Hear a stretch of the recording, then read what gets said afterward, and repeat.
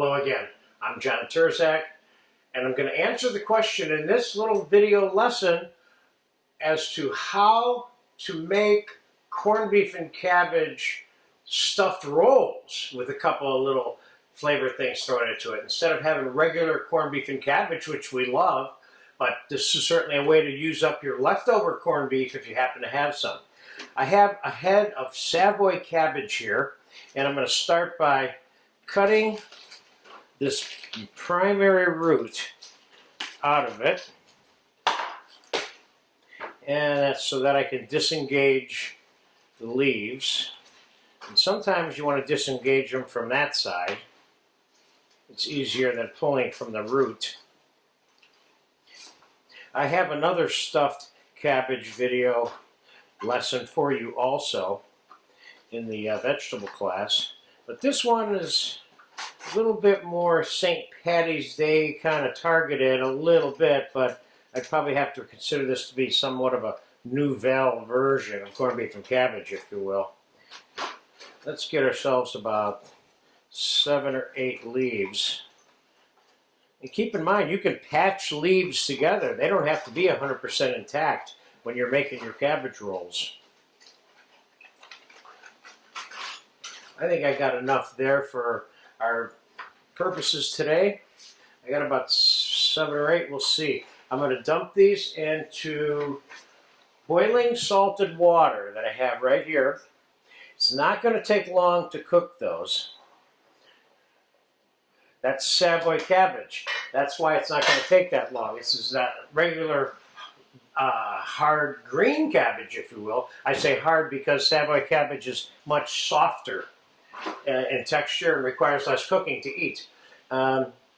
So while that is blanching, which should only take, I don't know, 3-4 minutes tops, we're going to make the mixture that goes into the corned beef rolls, and we're going to start out with corned beef. Now you can use any kind of corned beef you want. Boiled corned beef, canned corned beef, braised corned beef, whatever it happens to be. I'm going to make some diced corned beef here first. You don't want to make it too big because your rolls themselves, I'm going to make probably a little bit more mixture than I'm going to need because I might want to make some more rolls later besides the ones we're making here. So I'm cutting this up in kind of a small dice.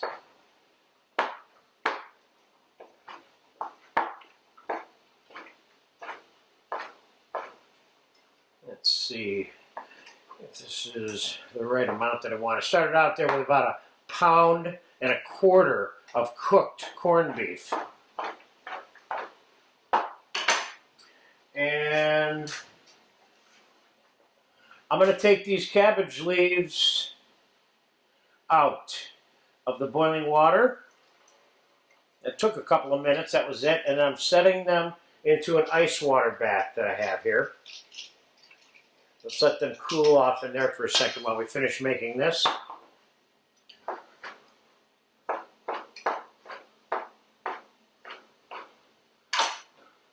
I think I'm going to go with the pound. 1 pound of corned beef for the mixture.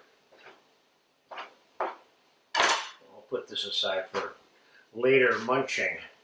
So we have 1 pound of corned beef, diced or kind of shredded a little bit.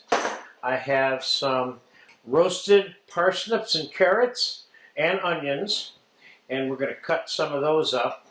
Oh, maybe 1 carrot is all you need, and 1/2 or 1/4 of a big onion.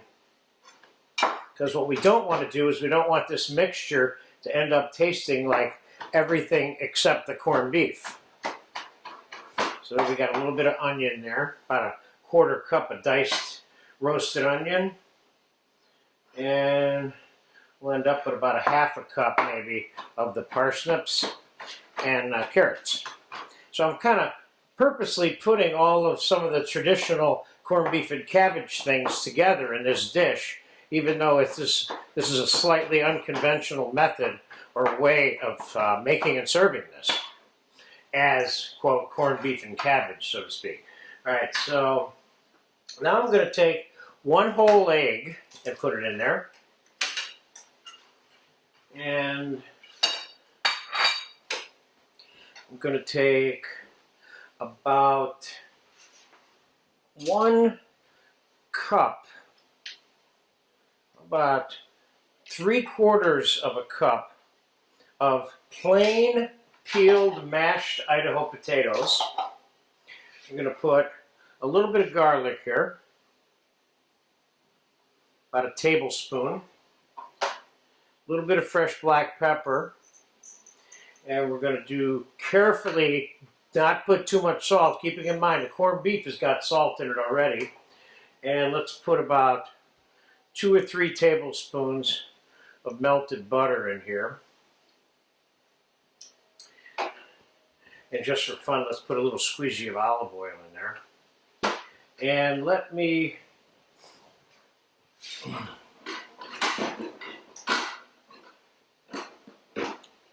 mix this with my hands, because I can be much more effective than mixing this with a spoon or anything like that. Here.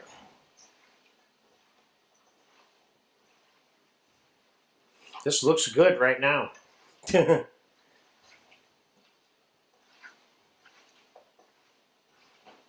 Let's get a taste of that real quick.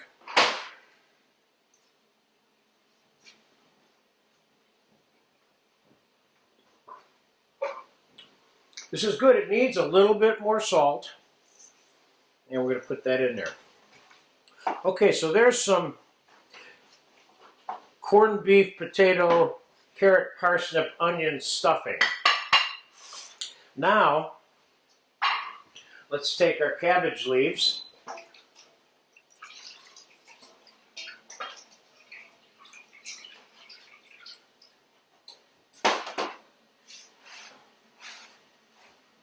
And I'll show you the perfect method for prepping your cabbage leaves after they've been blanched, which is cut this tough little root part out of it.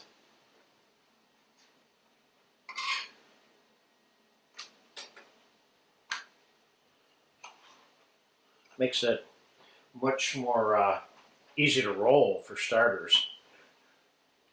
These look nice. Let's just lay them all out here on a table.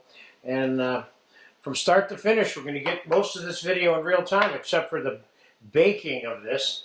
Of course, I'm doing this in 2 steps. I'm making the mix, cooking, trimming the cabbage, and stuffing them and assembling them. And then the only other step is baking them. So what you get to do is you can make this completely in advance, and then just before you're ready to eat, half an hour before you're ready to eat, you can pop them in the oven. Okay, let's get that last leaf there. Okay, so let's take our casserole that we're going to bake it in, and we're going to put a little bit of fresh tomato basil sauce into the casserole on the bottom. And what we're going to do is we're going to stuff our cabbages and roll it in. We're going to put horseradish sauce on top. So let's get to the stuffing part first. Put yourself a nice amount in there. Make them as big or as small as you want.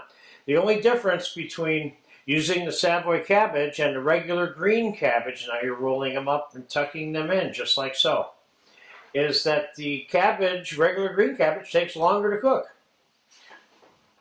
Let's stuff this one back here.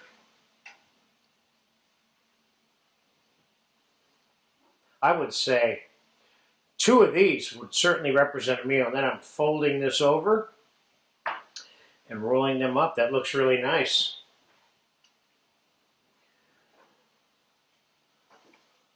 You could probably make, I don't know, 8 to 10 with this amount of stuffing that I have here. We're going to make whatever fits into that casserole, and you're going to make the amount that you want when you make it. We're going to probably put 5 in here. That's it. There's the last 2. I like being able to do these kind of preparations in real time for you so you can see the totality the totality, a complete length of time that it takes to make the dish, assuming you have the items prepped.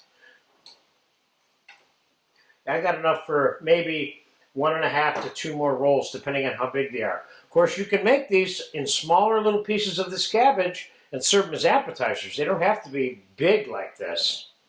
Okay. Now we've got stuffed rolls. Why don't we take our horseradish sauce and put a little dollop over the top of each one of these.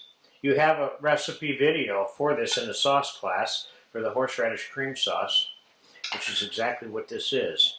I just made this one a little tiny bit thicker than the one that's in the sauce class, so that it would cling and hold on to this a little better, rather than run off when it gets hot. Now I have some blanched, completely cooked, diced, peeled Idaho potato here. I'm going to sprinkle a little bit of this in here just for fun, because this is an Irish thing, so to speak. And let's put a little bit of breadcrumb over the top of this. See if we can get a little gratinée going on in the oven here on this. Plain breadcrumbs. And I'm going to pop this in a 375-degree oven because I want it to brown a little bit. And keep in mind, I don't really have to cook anything here because everything in here is already cooked for the most part. So we're reheating it and browning it is what we're doing at this point. So we'll pop it in the 375 to 400-degree oven. It's probably going to take a solid 30 minutes, and we'll be back then. We'll pull it out. We'll take a look at one. It's been 30 minutes.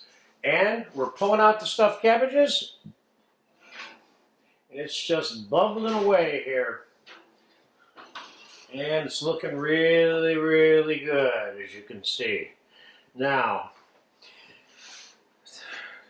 the great thing I like about this dish is being able to get it prepped prior to the baking and just put it in the fridge. You can make it the day before, plastic wrap, and just take it out and pop it in the oven. I love foods like that because it makes it easier to have dinner parties, etc., you know? So let's get some of this on a plate. Let's see how this all shakes out. Got some of those little diced potatoes in there. This looks good. This looks good. Now you could, of course, serve more horseradish sauce on the side here easily. Or I have, as a possible addition, but not, this isn't part of the dish, this is just like the fun part, some freshly made horseradish flavored sour cream. You could certainly put a dollop of this next to this, and that by itself would do the job right there. Of course, you could just put plain sour cream next to this, and it would be great. So there you go. There's a nice kind of a twist on corned beef and cabbage. The big twist is it's rolled up in a Savoy cabbage leaf. And Savoy cabbage, although they're great and used for many things, traditionally hard green cabbage is used for St. Patty's Day, corned beef cabbage type stuff. But I like this little version. This is a fun thing, and especially if you get tired of eating it one way all the time. So there you have it. Stuffed. Is there a way to redo that a little bit? There you have it. This is about trying to figure out how to end these videos. I know how to open them up because I do well with that, but the ending part I'm not so sure about. I always kind of end them a little bit different. So let's just do it like this. The end.